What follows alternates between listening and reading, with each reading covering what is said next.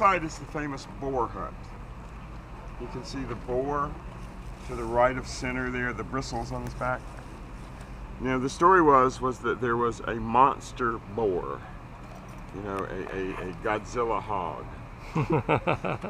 that tormented the farmers and ravaged the fields and would break down walls and all sorts of things.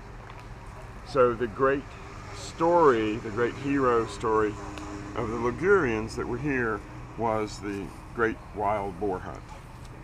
And although that boar is mythological in size, boar hunts were popular all through these hills right into Nostradamus' time. And you, again, can't quite read it on this side anymore, but the Latin inscription went all the way around. Oh. And there is famous graffiti from the 16th, 17th, and 18th century up inside that part. Apparently it was the fun tourist thing to do, to scale the monument and chip your name up there. But again, fortunately, it's too hard to get all the way up to where the statues are, or they would have been knocked down and taken to Avignon at the very least. Now, the curious thing about this is that the figures are so intense and so, whoa, that they feel like they're exploding out of the frame. Not just coming out this way at you, but you can see the Celtic two-headed axe. Yes. The labrys is actually outside the frame, as is the tail of the horse and so forth. All right. Wow. It's 3D TV, eat your heart out. Oh. Sort of in-your-face artwork. Yep. And again, the battle scenes, you know, the movements of figures, the way the figures have this rhythm is truly marvelous. It's the best of Roman artwork. What's the significance of the... Say what? What's the significance of the wreath-looking thing? Well, the wreath is just tying it all together, and the little figures are the genies of the place.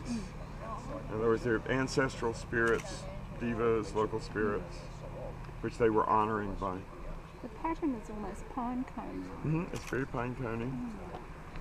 It's that sort of, you know, braiding. DNA braiding. What's the word again? Phase kind of? And the braid is coherent. But if you notice all the little trellis work and then the detail on the capitals, on the pillars, it's just simply amazing. And again, you have your tarasques, same motif. Vincent, what are those? It's a genius of the air, is that like a... Well, genius of the place. Of the place. But what's those bodies and the head is hidden underneath what? Why are they... What's... Well, it's hard to say exactly what that would have been. It's more local Celtic, Ligurian, or whatever than it is Roman. So there's a certain blend there. But we don't have any real cognates, you know. The bodies don't go with the heads, obviously. And we don't know why, you know, they're sort of talk to the butt, you know, kind of idea. They look more like putti, they're like sort of Yeah, angelic. later you would call them holding up putti. a wreath or something. They're Yeah. not exactly holding up But their it's arms with their necks. It's an older sort of Celtic version of what would become the Roman putti. Ah, yes, yes. As opposed to putty. Yes, which holds it together. Right. It's not even sure what it is they're holding it up, or whether if it's vegetative or if it's referring Yeah. to a snake skin or what. Could is it? be, but it's something that gave the impression when it was put up that it was right here. It was just for here. It was special. Right. And the So- fact that the Romans, who were famous for killing the Druids, actually honored the spirit of place, the sort of Davic. Well, they didn't kill the Druids here because they weren't Druids here. They were whatever the Ligurian wise men. And by the time the Romans, in the Marius panel, sort of absorbed the area, they were too much a part of the culture to do anything with. You know. In fact, if you screwed with them, your crops were likely to die and your whang would fall off and bad things would happen. So.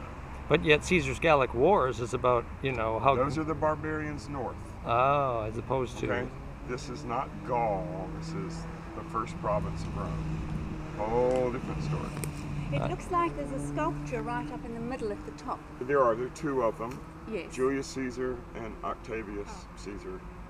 You know, Caesar and Augustus.